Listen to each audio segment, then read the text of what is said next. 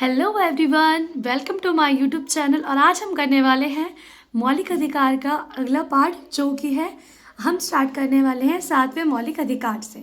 सो बच्चों, अभी तक हमने जाना था कि मौलिक अधिकार कितने होते हैं। केवल 6 मौलिक अधिकार होते हैं। पर बच्चों, इससे पहले जब हमारा संविधान बनके तैयार हुआ था तब इसमें कितने मौलिक अधिकार थे प्यारे बच्चों? 7 मौलिक अधिकार हुआ करते थे। लेकिन अभी फिलहाल में कितने मौलिक अधिकार हैं? अभी फिलहाल में 6 मौलिक अधिकार हैं। अब बात करते हैं कौन से 6 मौलिक अधिकार हैं। देखिए, 7वां मौलिक अधिकार कौन सा था? संपत्ति के अधिकार को। 7वां मौलिक अधिकार कौन सा था प्यारे बच्चों? संपत्ति का अधिकार। अब इस अधिकार को 1978 में 44वें अमेंडमेंट यानी कि संशोधन द्वारा मौलिक अधिकार की सूची से हटा दिया गया हमेशा के लिए। और केवल यह सब, ठीक है, केवल एक कानूनी अधिकार बनकर ही रह गया प्यारे बच्चों। इसे आप याद रखिएगा, एग्जाम पॉइंट ऑफ व्यू से काफ़ी इम्पॉर्टेंट क्वेश्चन है। अब बात करते हैं आगे समानता के अधिकार की। ठीक है प्यारे बच्चों, समानता के अधिकार की बात करेंगे।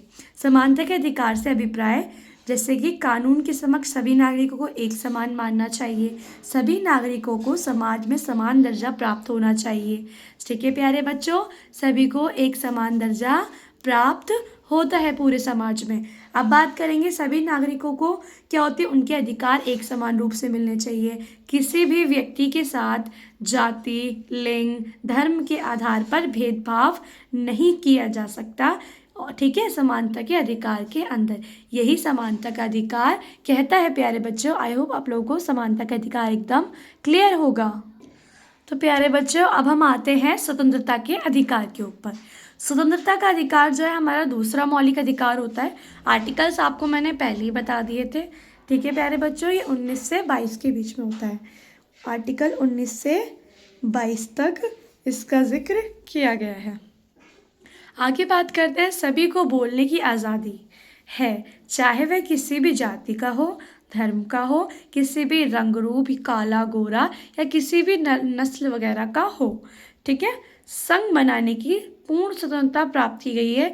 यानी मुसलमान चाहे तो संघ बना सकते हैं, हिंदू चाहे तो संघ बना सकते हैं, ईसाई चाहे तो अपना एक प्रमुख संघ बना सकते हैं। इस पर किसी को भी मना नहीं है। ये स्वतंत्रता का अधिकार उन्हें एकदम राइट देता है। देश के लिए भी क्षेत्र में, ठीक है, देश के किसी भी क्षेत्र में बसने की स्वतंत्रता, कहीं भी आने जाने की स्वतंत्रता, कुछ भी खाने पीने की, जो आपका दिल करे जो आप करें। हाँ बच्चों, पर इसमें क्या होता है, एक लिमिट होती है। हाँ, आपको स्वतंत्रता दी जाएगी, स्वतंत्रता आपके पास होगी, लेकिन केवल उस हद तक जहाँ तक किसी दूसरे की स्वतंत्रता का हनन ना हो प्यारे बच्चों।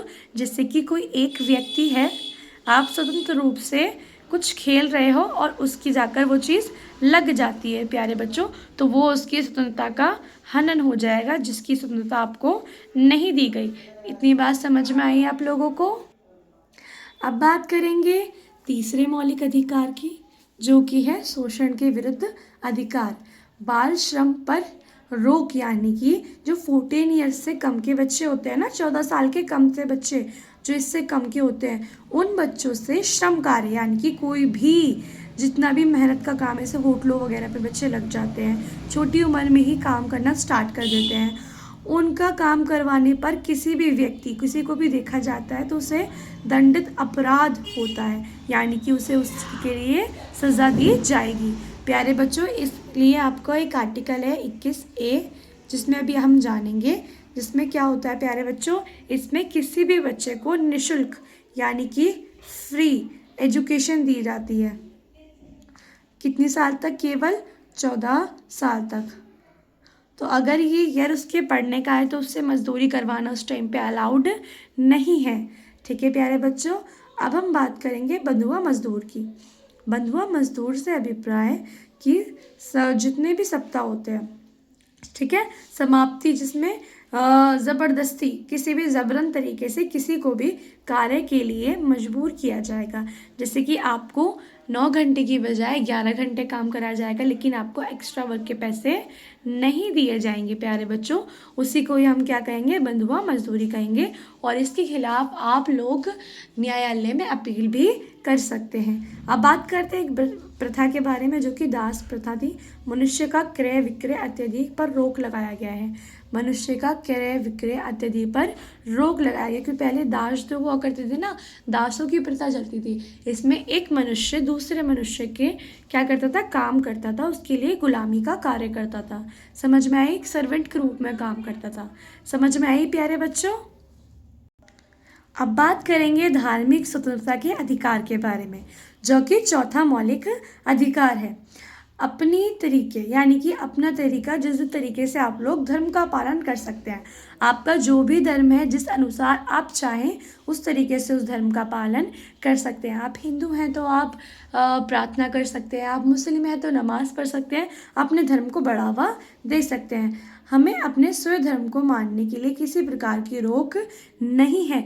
भारत का संविधान कहता है यदि आपके पास धार्मिक स्वतंत्रता का अधिकार है तो आप किसी भी धर्म को मान सकते हैं, उस पर आप पर किसी पर भी रोक नहीं लगाई जाएगी। प्यारे बच्चों, सभी को धर्म बदलने का अधिकार है। कोई भी बच्चा अपना धर्म, यानी कि बच्चा हो, यंगर्स हो, जो भी चाहे, अगर उसे हिंदू से मुसलमान बनना हो तो वो आसानी से बन सकता है, और मुसलमान से हिंदू बनना हो तब भी, क्योंकि प्यारे बच्चों, जो आप चाहते हैं उस धर्म को आप मान सकते हैं। इस बार की स्वतंत्रता आपको भारतीय संविधान देता है। आपने अपने धर्म का प्रचार करना तथा उसे आगे बढ़ाने पर स्वतंत्रता होना। आप अपने धर्म का प्रचार भी कर सकते हैं, उसे आगे भी बढ़ा सकते हैं और दूसरों को निर्देशांक भी दे सकते हैं। यही धार्मिक स्वतंत्रता का अधिकार कहता है प्यारे बच्चों।